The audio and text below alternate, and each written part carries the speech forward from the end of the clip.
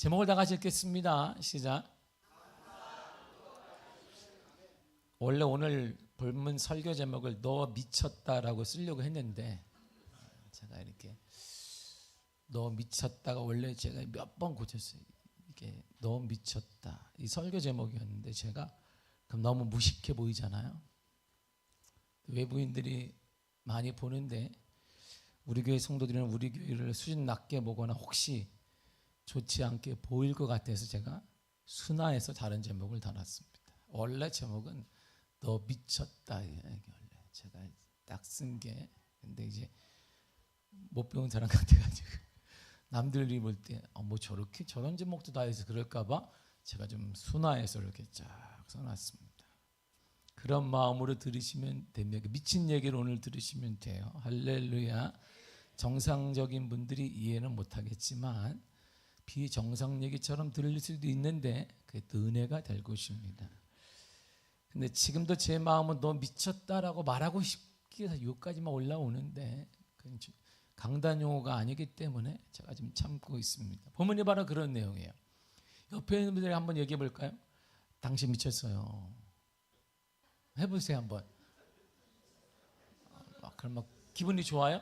이야 너무 좋은데 기분이 어머 나 미쳤대. 기분이 막 엔돌핀이 쏟고 막 기분이 막 좋아지고 막 소망이 넘치십니까? 이야 나 미쳤대. 막 기분이 막 이야 역시 나 미친 사람이야. 막 기분이 좋으세요? 자존감이 막 올라가십니까? 그래 나 미친 사람이니까 이야 뭔가 오늘 내용이 바로 그런 내용이에요. 현실에 대한 반응이 정상인지 비정상인지 알 수 없는 상황. 이렇게 반응하나? 바보 아니야? 미친 사람 아니야? 이 내용이 오늘 본문의 내용입니다. 과연 우리는 사람들이 말하는 정상과 비정상 사이에서 어떤 태도를 취할 것인가를 오늘 본문이 저와 여러분들에게 말씀해 주고 있습니다. 근데 성경에 이런 사람들 얘기, 미친 사람들 얘기가 다반사로 연립되어 있고 열거되어 있습니다. 오늘 본문의 다니엘이 바로 그런 사람입니다. 이스라엘의 세 번째 왕 솔로몬은 이후에 그가 왕을 끝나자마자 이스라엘이 두 개로 딱 남북으로 우리나라가 갈라지듯이 북이스라엘과 남유다로 갈라집니다. 원래는 이스라엘이 한 나라였는데 솔로몬이 사후에 북이스라엘과 남유다로 갈라져요. 북이스라엘은 여로보암 이스라엘이 반란을 일으켜서 솔로몬이 맞지 않아. 그래서 10지파를 데리고 더 크게 그래서 한 나라를 형성하는데 북이스라엘이라고 하고 솔로몬의 아들 르호보암은 그래도 전통을 지켜야지 하면서 알다시피 유다를 기반으로 해서 그래서 그들이 나라를 형성하는 그걸 남유다라고 합니다. 그런데 북이스라엘은 상대적으로 남유다보다는 하나님께 대한 불순종과 그 다음에 우상숭배가 심한 상태였습니다. 그래서 예수님 탄생하기 전 722년에 아시리아라는 나라에 의해서 그가 역사적으로 완전히 없어져요. 패망하게 됩니다. 그리고 남유다는 서서히 몰락하다가 예수님 탄생 전 기원전 586년에 바벨론에 의해서 멸망돼. 오늘 본문이 바로 바벨론 얘기거든요. 이때 멸망을 당합니다. 나라가 없어져요. 예수님 당시에는 나라가 있었는데 나라가 없었어요. 로마의 속국이었어요. 전쟁에 주인이 바뀌었을 뿐이지 나라는 없었습니다. 그러니까 남유다가 586년에 멸망당한 후에 1945년에 나라를 찾았으니까 얼마나 된 거예요? 2000년이 넘도록 그들은 나라가 없었습니다. 그러다가 한순간에 우리나라 해방될 때 나라를 찾은 것입니다. 유다 민족으로 신앙을 지켰던 사람들 중에 바벨론이 함락된 후에 바벨론을 포로로 끌려간 사람들이 많았는데 그 중에 오늘 본문에 다니엘과 세 친구가 끼어 있었던 겁니다. 약 3000년 전 얘기잖아요. 3000년이 조금 못 되는데 바벨론의 정책은 지금도 시사하는 바가 대단히 크고 이 정책은 지금도 미국을 기반으로 해 선진국들이 쓰는 정책 중에 대단히 탁월한 정책을 3000년 전에 바벨론이 썼습니다. 바벨론은 피정복 국가를 정복을 한 다음에 그 나라의 종교, 그 나라의 제도, 사상들을 다 인정해 주었습니다. 아주 관용 정책을 뻗습니다. 근데 정복한 후에는 예외 없이 그 나라의 귀족들, 똑똑한 사람들, 자녀들을 어린 자녀들을 몽땅 데려갔어요. 어린 인재들 바벨론으로 데려갔습니다. 노동을 시켰느냐? 전혀 그렇지 않습니다. 막대했느냐? 그런 것도 아닙니다. 이들은 이들에게 바벨론 귀족들이 누리는 모든 것들을 제공했습니다. 음식, 향락, 옷들 다 제공했습니다. 그리고 일정 기간 바벨론의 사상과 종교와 정책 등의 교육을 그들에게 시켰습니다. 이들은 피정복 국가에 데리고 온 어린 인재들에게 세뇌 교육을 시킨 거야. 우리나라가 이런 거야. 선진 문물이 이런 거야. 대단히 좋은 거야. 교육을 시켰어요. 모든 교육을 성실히 마친 자들에게는 바벨론에서 일할 수 있는 직위를 주거나 아니면 나라로 돌아가라고 했습니다. 나라로 돌아가래. 그래요? 나라로 돌아가기도 합니다. 근데 돌아간 사람들 중에 막상 자신의 모국으로 딱 돌아오니까 최고의 선진 문물을 배우고 왔어요. 바벨론은 최고의 종교를 배우고 왔습니다. 사상을 배우고 교육을 배우고 왔는데 자기 나라를 보니까 너무 낙후되어 있는 거예요. 형편이 없는 거야. 이들은 바벨론식으로 바꾸는 거예요. 자기 나라를. 왜? 힘이 있고 많이 배웠기 때문에 자기의 나라를 바벨론식으로 다 바꿔요. 결국 또 다른 바벨론이 거기에 세워지는 거예요. 또 다른 바벨론이 거기에도 세워지게 됩니다. 바벨론은 이들을 통해서 간접적인 통치나 외교를 통해 힘을 뻗치기 시작해요. 대단히 탁월한 정책입니다. 이런 바벨론 교육을 현대에 맞춰 실행하는 나라가 바로 미국입니다. 미국은 제3세기 낙후된 나라의 지도자, 소위 정재계 인사들의 자녀들에게 명문대학의 기회를 제공합니다. 우리가 말하는 소위 하버드, 이거 공부하라는 거예요. 이렇게 공부 못하는데 정외로 들어가는 게 있어요. 들어가라는 것입니다. 하버드생이네 내가? 스탠포드생이네? 우와, 어떻게 된 거야? 아시아 사람 중에 미국에 살든 한국에 있든 아시아 사람 중에 하버드생이 1년에 6명밖에 안 들어가요. 하늘에 별 따기에 그 들어가는 게. 근데 거기에 입학을 다 시켜줍니다. 또한 공산국가의 실력자들의 자녀들에게도 장학금과 함께 세계적인 대학에서 원 없이 등록금에 제한 없이 공부하도록 길을 열어줍니다. 그리고 이들은 최고의 학문인 터지는 그곳에서 최소 4년 이상을 공부를 해요. 그리고 미국 곳곳을 여행하며 야 좋은데 미국이 정말 좋구나 이걸 다 답습하게 됩니다. 그리고 낙후된 자신의 나라에 돌아가요. 아니면 자유가 제한된 공산국가의 자신의 나라에 돌아갑니다. 그럼 부모를 위해서 이들은 실권자들이기 때문에 실력자들이 됩니다. 그때 이제 미국이 학연 등을 이용해서 다양한 방법으로 그 나라에 영향을 끼치는 거예요. 그래서 전 세계 경찰국가라는 얘기를 듣는 거예요. 어떻게 통제하는데? 그 방법으로 통제하는 겁니다. 그래서 우리나라 보세요. 트럼프가 딱 되니까 뭘 찾아요? 지한파가 누가 지한파? 한국과 친한 사람 누구지? 정재계 중에 줄을 다 대잖아요. 미국이 먼저 다 알아요. 지한파, 지미파가 누군지 더 알아요. 어떤 사람이 미국에 대해서 그들을 싹 벌써 다 끝났습니다. 미국에서 전 세계를 이렇게 통솔하고 이게 지지하고 있는 것입니다. 그런데요, 다른 포로들과는 달리 다니엘과 세 친구는 행동이 좀 달라요. 최고의 대우를 해줬습니다. 세상의 교육을 받았습니다. 근데 이들은 좀처럼 변화가 되지 않는 거예요. 아니 우리가 최고의 대우를 해주고 최고의 옷을 입혀주고 최고의 음식을 먹게 해주고 그 여행도 다 보내주고 하는데 이들은 좀처럼 사상이 변화되지 않는 거야. 이들을 협박했으나 그러면서 돌아오지 않자 사형에 해당하는 벌을 내리게 됩니다. 이들은 단지 조상 때부터 지켜온 신앙을 지킨 것뿐입니다. 다니엘과 세 친구들도 바벨론의 느부갓네살 왕의 배려를 합니다. 그 왕과 그 나라가 자신들이 얼마나 혜택을 주는지, 최고의 음식을 제공하고 있는지, 최고의 교육을 제공하고 있는지 다 알아요. 혜택을 누린다는 거 압니다. 그렇지만 이들에게는 생명과 같은 게 있어요. 바로 그것이 신앙이에요. 신앙. 하나님의 신앙, 여호와의 신앙이 있었습니다. 어쩌면 생명보다 귀한 것일지 몰라요. 바로 그것이 여호와 하나님에 대한 신앙이며 예수 그리스도에 대한 믿음인 것입니다. 이 신앙은 조상 쪽부터 지키고 누리고 맛본 것이에요. 절대 포기할 수 없고 어떤 것과도 바꿀 수 없었습니다. 근데 그 신앙을 지킨 것 때문에 고난이 찾아왔어요. 그 신앙을 지켰으면 은혜를 받아야 돼요. 그 신앙을 지켜서 하나님의 축복과 하나님의 역사가 따라야 되는데 신앙을 지킨 것 때문에 고난이 찾아왔습니다. 생명이 위협을 받는 일이 생겼습니다. 근데 이때 이들의 고백을 들어보세요. 다니엘 3장 17절의 쉬운 성경을 읽겠습니다. 시작. 만일 우리가 용광로 속에 던져진다 하더라도 우리가 섬기는 하나님께서 우리를 불타는 용광로와 왕의 손에서 구해내실 것입니다. 아멘. 이들의 고백과 행동은 좀 비정상이에요. 이러면 안 되지. 혜택 때 받았잖아. 다른 사람들은 아무 말 안 해. 자기들만 이스라엘 사람 아니에요. 수많은 사람들이 귀족도 있으면 자녀도 있습니다. 다른 나라 민족도 있습니다. 혜택 받았잖아. 잘 먹고 잘 살고 있잖아. 노예생활하는 것도 아니고 좋은 옷에 비단 옷에 우리를 말하면 그냥 조금 백화점에 가가지고 그냥 좋은 양복도 해줬는데 응? 구두도 뭐 그냥 흔해 빠진 것도 아니고 그냥 이야 해주고 양말도 그냥 해줬는데 어떻게 그럴 수 있어? 다 받았습니다. 근데 이들은 달랐어요.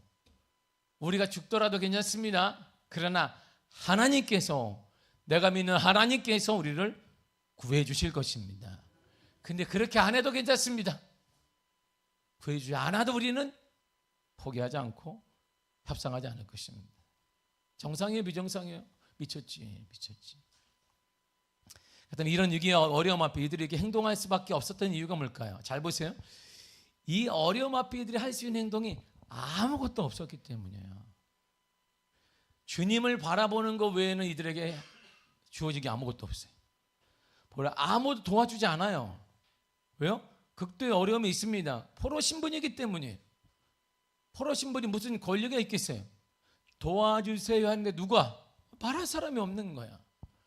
이스라엘 땅에 있으면 그의 아버지가 귀족이었기 때문에 신분이 높았기 때문에 아버지 좀 도와줘 그러면 걱정하지 마라. 아버지 내가 왕께 좀 얘기하겠다. 그런데 얘기할 사람이 없는 거예요. 아버지는 저기 있고 저 이스라엘 땅에 있고 나이 들고 자기만 딸랑 남았는데 누구에게 얘기해요? 얘기할 사람이 아무도 없어요. 새도 녹이는 뜨거운 용광로에 던져지는 생명의 위기를 맞았지만 정작 어떤 항변도 어떤 항의도 대항도 우리가 말하는 고등법원에 대법원에 항소할 수도 없습니다. 왜? 포로니까. 신분이 보장되지 않았으니까. 그렇다면 그들이 할 수 있는 최고의 일이란 딱 하나밖에 없어요. 하나님만 의지하는 거예요. 이것밖에는 할 수 없습니다. 이 환경을 통해 하나님이 계속 몰아가시는 거예요. 누구만 의지해라. 하나님만 의지해라. 더구나 다니엘과 세 친구는 아무도 도와줄 수 없는 어려움을 당했습니다. 누구의 도움도 받을 수 없어요. 그들을 이해하거나 도와주거나 힘을 가진 자도 없습니다. 왜? 그들을 도와주면 한 통속으로 몰리니까 친구들도 끊어버리는 것입니다. 이럴 때 사람들은 이렇게 얘기해요. 인생이 막막하다. 인생이 외롭다. 배신당했다. 야, 나만 홀로 남은 것 같다. 인생이 이렇게 외로운지 몰랐다. 저 사람이 날 도와줄 줄 알았는데 이럴 수 있느냐? 이렇게 말을 하게 됩니다. 그러나 다니엘과 세 친구는 아무도 도와줄 수 없는 이 환경 때문에 그들이 복을 받은 게 하나 있습니다. 주님만 바라볼 수 있었던 거야. 이 환경이 주님만 의지하게 만들었던 것입니다. 하나님께서 우리를 불타는 용광로와 왕의 손에서 건져내실 것입니다. 누가? 하나님께서. 누가? 하나님께서 건져내실 것입니다. 여러분 인생에 있어 한 번의 경험은 대단히 중요합니다. 이 한 번의 경험이 인생의 가치를 달리해 주기 때문입니다. 다니엘과 세 친구는 이 고난 앞에 하나님을 의지하며 신앙으로 믿음으로 살았던 경험이 딱 한 번 여기 있습니다. 이 한 번이 중요해요. 이 한 번의 체험, 이 한 번의 신앙이 그런 어떤 다양한 시험 앞에서도 그는 동일하게 반응하게 만듭니다. 본문이 바로 그 내용이에요. 10절을 다 같이 돌아가겠습니다. 시작.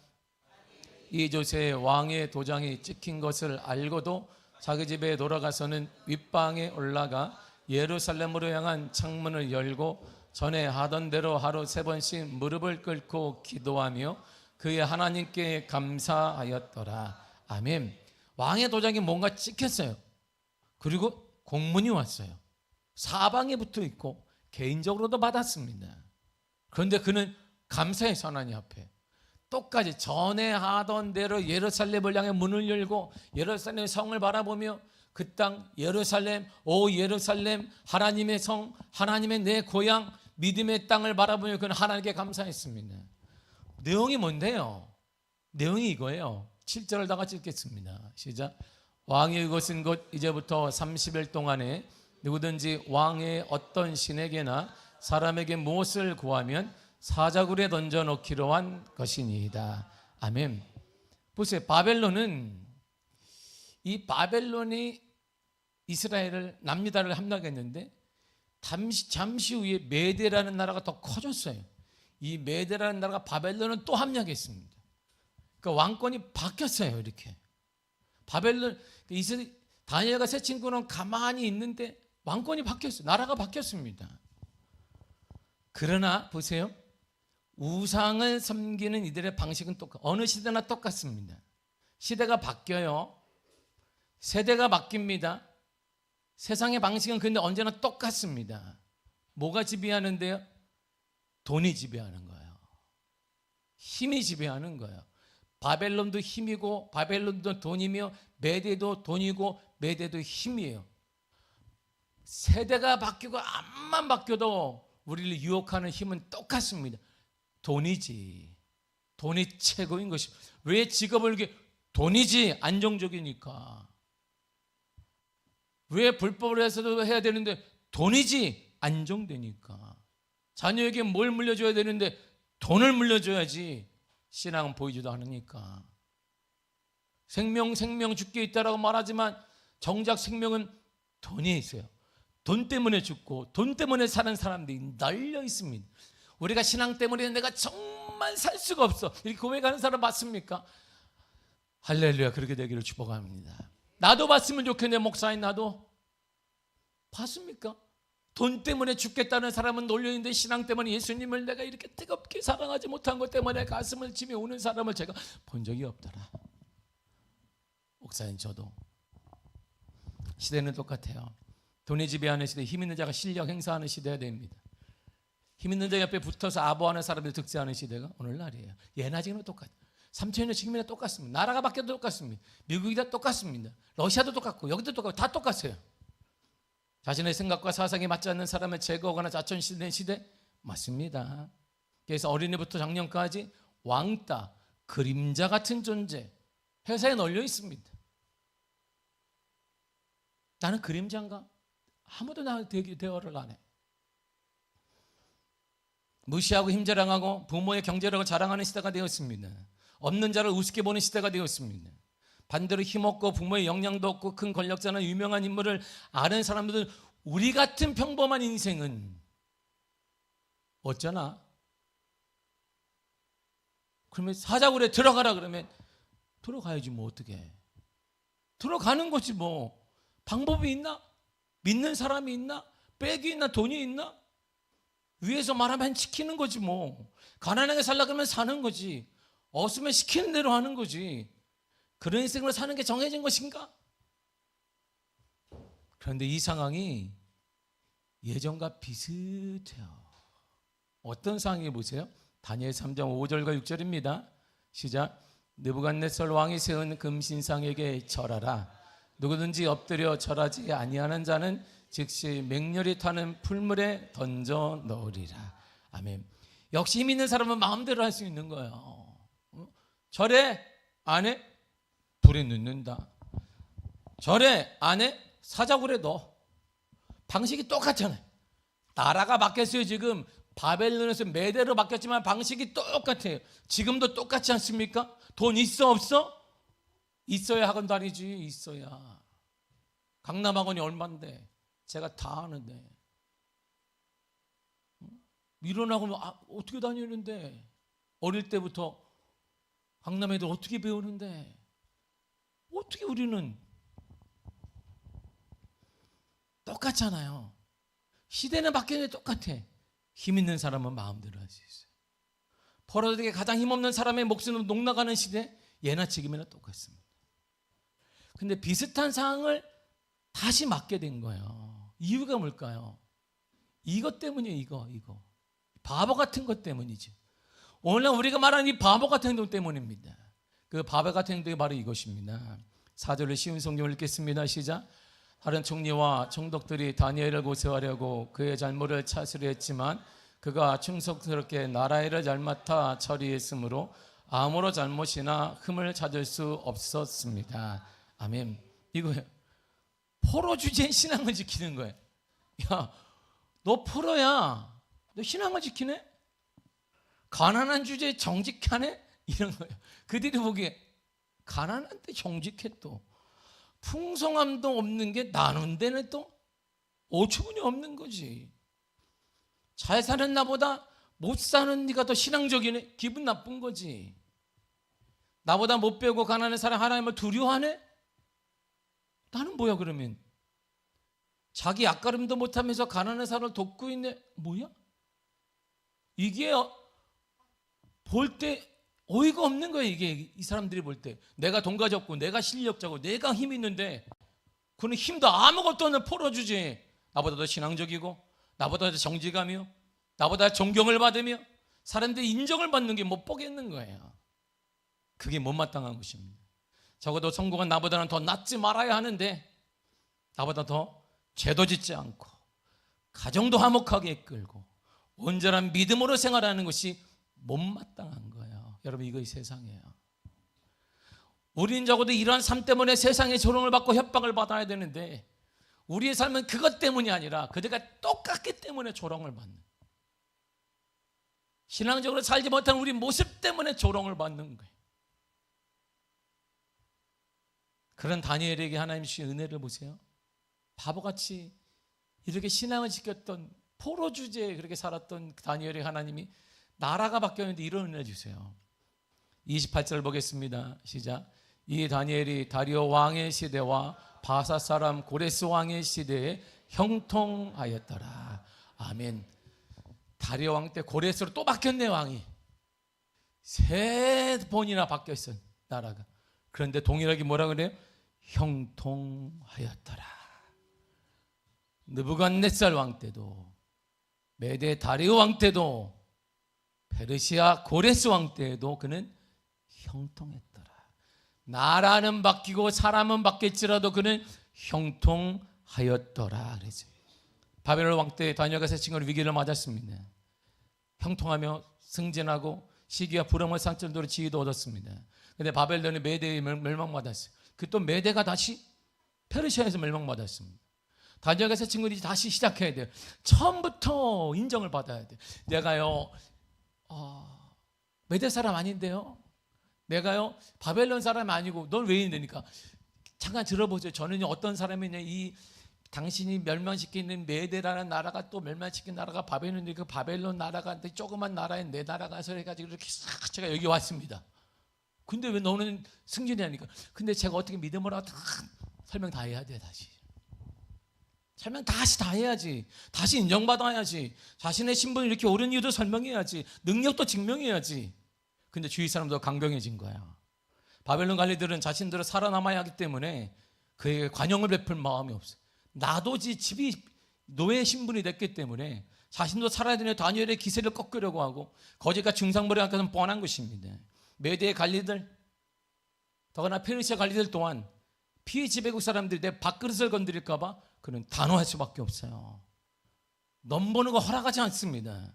다니엘은 그러나 나라가 바뀌고 사람이 바뀌고 무섭게 인정도 없는 사람들이 둘러싸인 현실 가운데 그에게 주님이 허락하신 은혜가 뭐냐면 형통하였더라. 형통하였더라. 이처럼 고난 중에도 고난과 어려움 중에 우리는 감사할 수 있습니다. 고난 중에 어려움 중에 외로움 중에 신앙 믿음이 얼마나 크고 값진가를 알게 되었으니 감사한 것입니다. 고난 앞에 누구도 소망을 주지 못합니다. 그런데 오직 주님만이 소망인 걸 깨닫게 돼요. 내가 의지할 자가 주님밖에 없게 된다는 것은 감사거리인 것입니다. 나에게 아무도 돕지 않습니다. 맞습니다. 자녀들도 안 돕지. 어려운데 자녀들 얼마나 살기 뻑뻑한데 용돈도 못 주지. 그러나 이때 왜 감사하느냐? 하나님만 의지할 수 있으니 감사한 거예요. 어려울 때에 있어 하나님을 의지할 수 있으니 감사한 것입니다. 이것이 감사한 거예요. 그러면 주님이 내 믿음대로 치여다라고 역사하실 것입니다. 고난은 순전한 믿음을 가질 수밖에 없는 상황과 현실을 만들어줍니다. 오직 주님만 의지하게 만듭니다. 그리고 그 믿음으로 인해 끝내는 승리하게 하십니다. 그래서 감사할 수 있습니다. 제가 요즘에 총회의 부름을 받아서 일을 하고 있어요. 제가 국장으로 일을 하는데 이 국장보다 제가 관심 있는 분야가 총회 40, 50대 목회자 모임을 제가 추진하고 있습니다. 모든 조직이 딱 꾸며져 있는데 총회장님과 총회에서 저한테 거기 들어가라는 건데, 아니 거기 다 임원들이 다 있는데 필요 없습니다. 탕목사님 들어가라는. 나는 직책도 없어. 직책이 없으니까 거기서 탕목사님 뭘 직책을 줘야 되는데, 팀장 무슨 팀장이에요? 그냥 팀장 나 팀장이야 그냥. 거기서 이 총회 40, 50대 목회자들을 제가 만나고 설득해서 총회와 한국교회의 미래를 이끌어가기 위해 설계하는 일을 하고 있어요. 제가 처음으로 그 조직에 발을 들여놓았을 때 50명의 명단을 딱 줘왔는데 거기 줬어요. 저한테. 그 명단을 딱 받으니까 한 사람 다 만났습니다. 전화하고. 제가 다 연락한 후에 보고를 했어요. 타이틀이 뭐냐? 영적 금수저 현황. 이렇게 이게 뭐냐? 이날 영적 금수저예요. 영적 금수저. 50개 특징이 뭐냐? 우리 교단이 만교회 가까이 되는데 그 교단 교회들 중에 가장 큰 규모를 자랑하는 교회들이에요. 그리고 아버지를 이어서 담임 목사를 하는 사람들. 소수는 좋은 학벌과 유학생활을 통해 청빙을 받은 케이스입니다. 있습니다. 영적 금수저지. 고생 한 번도 해본 적이 없어요. 아쉬운 것이 아무것도 없는 사람들. 내 자녀 봐야 되겠다 그러면 미국의 유학으로 애들 보러 가. 아무 때나 갈 수 있는 사람. 휴가 가야 되는데 휴가 가면 미국 가는 사람들. 크루즈를 해야겠다. 크루즈 여행 가는 사람. 이 사람들이에요. 그러다 보니 탕목사님 저랑 같이 여행 가시려고 해서 어디 가요? 2주만 비세요. 어디 가는데 미국 가요. 미국 가. 같이 그냥 제가 대껴요. 갔다 와세요. 제가 유학과 미국 목회 경험과 청빙 목회 등을 경험했기 때문에 제가 적격이라는 거예요. 이들을 설득하니 딱 맞다는 거예요. 제가 이를 수락한 이유는 다른 게 아니에요. 저와 비슷한 또래 이들을 한 곳으로 묶어서 다음 세대 목회자들을 위한 또한 다음 세대를 위한 장학금 마련과 신대원생들을 이들을 돈을 통해서 교회가 크니까 등록금 없이 공부시키죠. 인재들을. 그리고 다음 세대의 부흥을 위해서 이들을 한 곳으로 모으죠. 그래서 제가 시작을 해서 허락한 겁니다. 단지 저와의 차이가 뭐냐? 이들은 영적 금수저고 저는 흙수저예요. 뻔수죠, 뻔수죠. 그래서 이제 총회에선 이들이 소개를 받아요. 왜? 소개를 보니 아버지 백으로 목회하면서 이렇게. 그 이들이 미처 인사를 못하고 스쳐가면 교회 크니까 저기 인사도 안 하네 이렇게 받아요. 이들은 반대로 총회에서는 소위 비주류라고 합니다. 그냥 교회가 크니까 비주류가 됐어요. 이들의 건강한 조류가 되어서 총회 한국교회를 선한 발자취를 남기기 원하는 마음으로 제가 여기에 일을 하게 되고 있어요. 저도 그들과 함께 선한 발자취를 남기게 될 것 같습니다. 할렐루야. 우리 교회가 반드시 선두에 서게 될 걸 믿습니다. 우리 교회는 반드시 총회 한국교회를 섬기는 교회가 될 것입니다. 근데 저는 이들에 비하면 되게 초라해요. 이들은 고생을 몰라요. 얘기 들어보면 다 유학파야. 그냥 공부 잘했느냐 묻지 마세요. 나한테 그래. 왜? 장박사님 부르면 안 돼요. 왜? 아빠가 보냈어요. 너 안 되니까 가라. 그래서 젊을 때 고등학교 때 보냈어요. 다. 그러니까 그냥 편하게 1년에 1억이 들어가든 2억 괜찮아요. 다 했던 친구들이에요. 그 나중에 은혜를 받아 지금 목회를 잘합니다. 이들은 금수저들인데 저는 흙수저보다 뻘수저잖아요. 자칫 제가 중학교 1학년 중퇴생이었는데 자칫 제가 방심했으면 초등학교 졸업생이 될 뻔했어요. 제 최종 학력이. 주의 은혜잖아요. 근데 지금 저는 이들을 이끄는 리더 역할을 하고 있어요. 이들의 힘을 모아서 선한 일을 도모하기 역할을 하고 있습니다. 어떻게 가능할까? 저는 제게 주신 축복이 많아요. 근데 고난이 저는 늘 축복이라고 감사 자랑하거든. 이 고난이 나를 만들었다. 하나님이 주신 내게 가장 큰 선물은 가난이었다. 가난이 나를 만들어서 난 너무 기쁘다. 지금 생각해도 말로 표현할 지긋지긋한 가난, 6.25를 겪고 적지 않았지만 배고픔에 늘 시달렸던 어린 시절.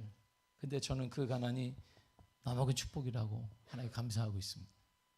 그래서 감사하고 너무나 감사합니다. 중학교 1학년 중퇴생에게는 친구가 없었어요. 40년 전에. 관심을 갖는 사람도 아무도 없어요. 환영해 주는 사람도 없어요. 어쩌면 제가 가면 다 부담스러워했어요. 쟤 또 도와달라는 거 아니야? 저는 아무도 만날 수가 없어요. 심지어 우리 탁시반도 만날 수가 없어요. 내가 가면 쟤 또 어려우니까 손 벌리는 거 아니야? 자존심이 허락하지 않았습니다. 가난했기 때문에 외로웠습니다. 그래서 주님만을 바라볼 수밖에 없었어요. 한때 그분이 제 유일한 친구이기도 했습니다. 난 가난했기에 주님에 대한 신실할 수밖에 없어요. 그분밖에 없으니까. 주님 앞에 정직할 수밖에 없었습니다.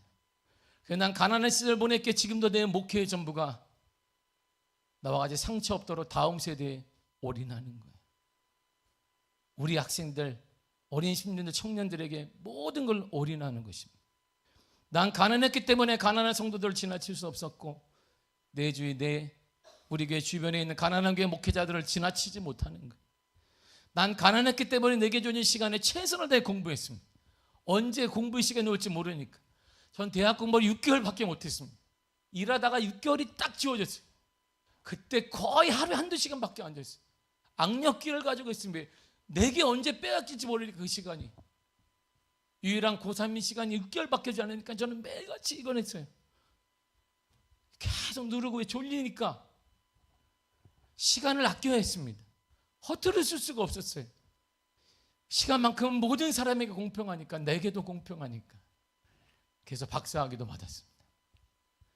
난 가난했기 때문에 주님 앞에 정직할 수밖에 없었고, 이런 삶은 사람들 앞에서 마찬가지가 되어서 사람들이 정직한 목회자라고 합니다. 난 가난했기 때문에 사례와 상관없이 부르짖은 것에서 감사함으로 사역을 감당할 수 있었습니다.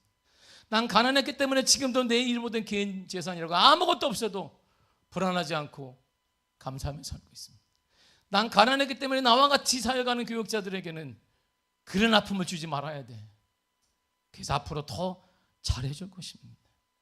난 가난했기 때문에 크든 작든 모든 것에 감사할 수 있었습니다. 나는 가난보다 더 큰 섬김과 나눔으로 가난은 내가 움켜쥐지 않도록 살도록 하나님께서 그보다 큰 그릇을 가진 현숙한 여인을 제 아내로 주님의 선물로 주었습니다. 난 가난했습니다. 지금도 가난과 가진 것이 아무것도 없습니다. 그러니까 주님께서 제 세 자녀를 주님이 직접 키워주고 계십니다. 그래서 난 가난이 축복이에요. 그래서 가난이 제게는 감사거리입니다. 그때 몰랐어요. 너무 창피했습니다. 중학교 1학년을 마치고 선생님께 무지 맞고 사퇴하며 돌아왔을 때 너무 어린 저는 여러분들에게 표현할 수 없는 폭언과 폭행을 일하면서 매일같이 당했습니다. 식당 주인한테 맞는 건 다반사였어요. 요금 매일같이 들었습니다. 그 작은 돈을 갖고 오면 아버지가 섬기는 작은 교회에 전부 낼 수밖에 없었어요.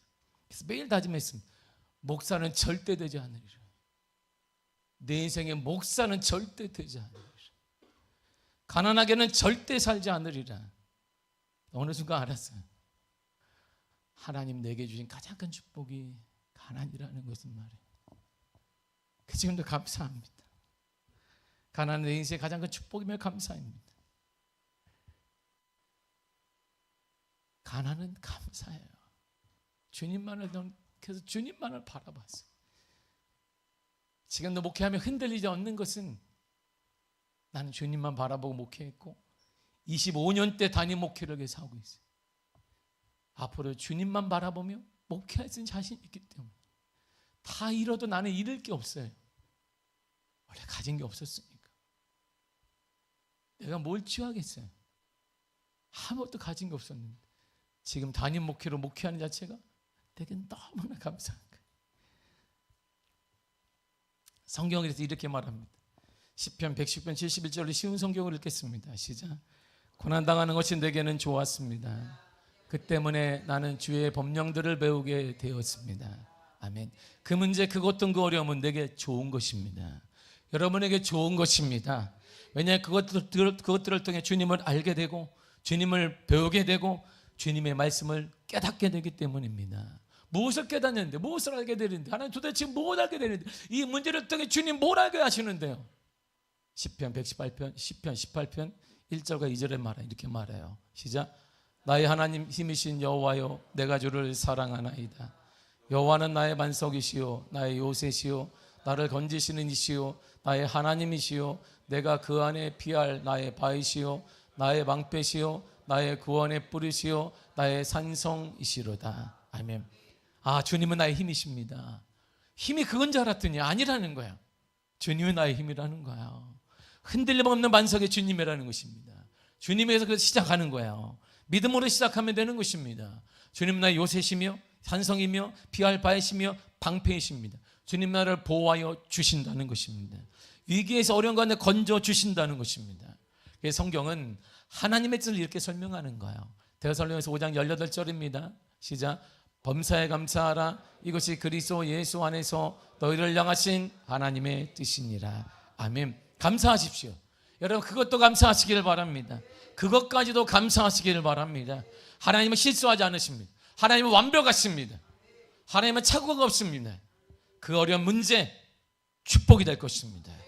그 가난 축복이 될 것입니다. 그건 우리의 저주가 아니고 우리 힘들게 하는 것이 아니라 그걸 통해 하나님이 은혜 주실 것입니다. 반대로 감사하지 않는 사람은 성경이 이렇게 말합니다. 로마서 1장 21절입니다. 시작.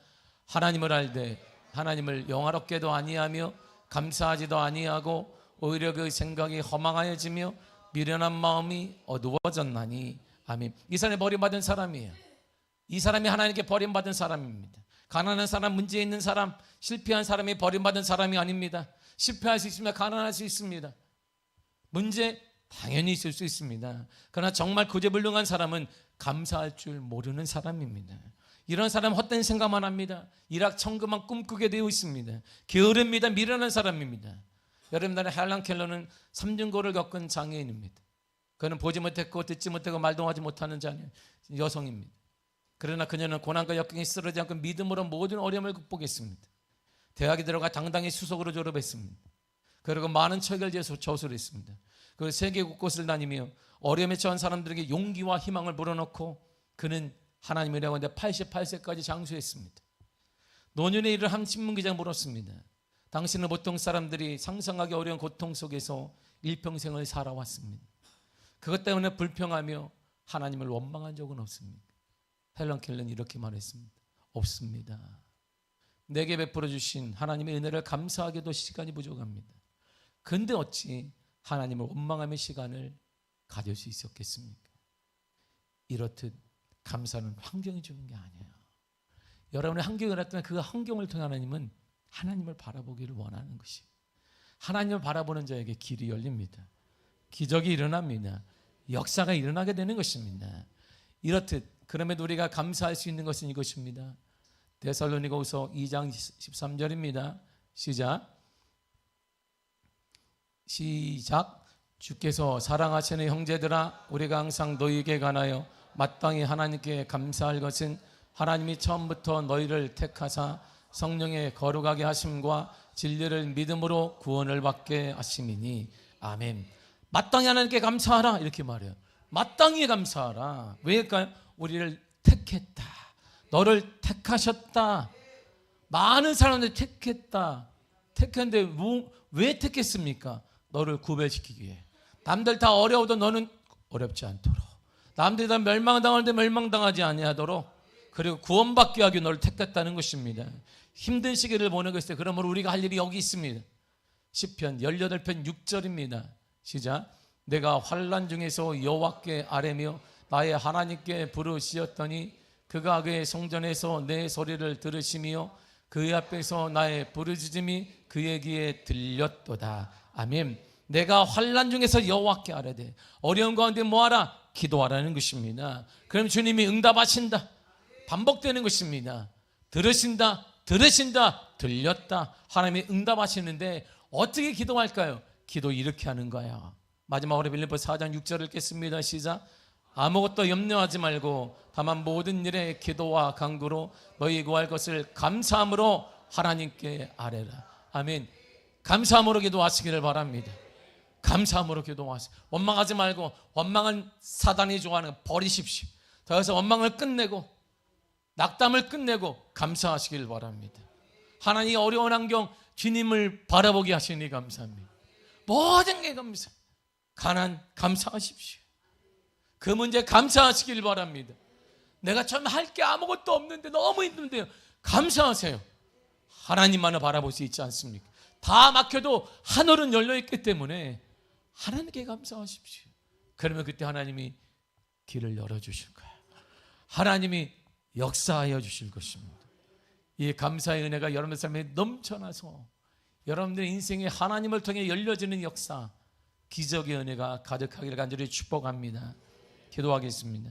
하나님 감사합니다.